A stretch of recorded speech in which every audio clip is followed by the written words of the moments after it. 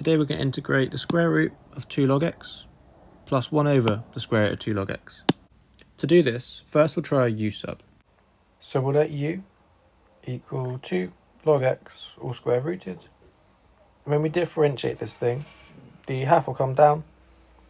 We'll have the 2 over x for the differential of 2 log x. And then these 2's will cancel, and then we multiply by 2 log x to the power of minus a half. So the only thing that's missing, if we could look at this thing and this term here, is there's a 1 on x on the bottom and there's not 1 on this bit. So that tells me that there's something very similar to this. If we multiply by a polynomial, that should be the answer to our integral. So we'll make a guess, and our guess will be that there's some polynomial, a sub n multiplied by x to the n, multiplied by the square root of 2 log x. So when we differentiate this thing, what we get is what we've just found, that differential multiplied by the polynomial.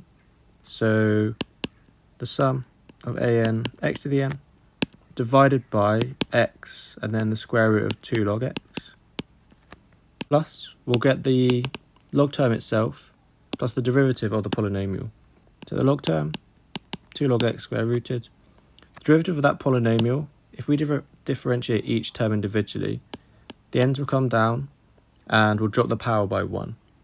So we're going to have the sum of n multiplied by x to the n minus 1. So this term here, we can think about this x and this x to the n cancelling out with each other. So the power will decrease by 1 on the top. And what we can start to see now then is this looks very similar to what we get as our answer. This term over here is this term, so we need this thing equal to 1, effectively. And same idea up here, this term is exactly this term, so we need this thing is equal to 1. So therefore, we have those different values. The summation of this thing is equal to 1, and also the summation of n, a to the n, x to the n minus 1 is equal to 1. So what that tells us is that every value where n minus 1 is anything but 0 is going to be 0. So n equals 0 for all n minus 1 not equal to 0, so i.e. n not equal to 1.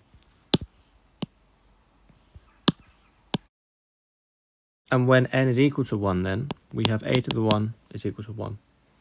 So our entire polynomial then is just x.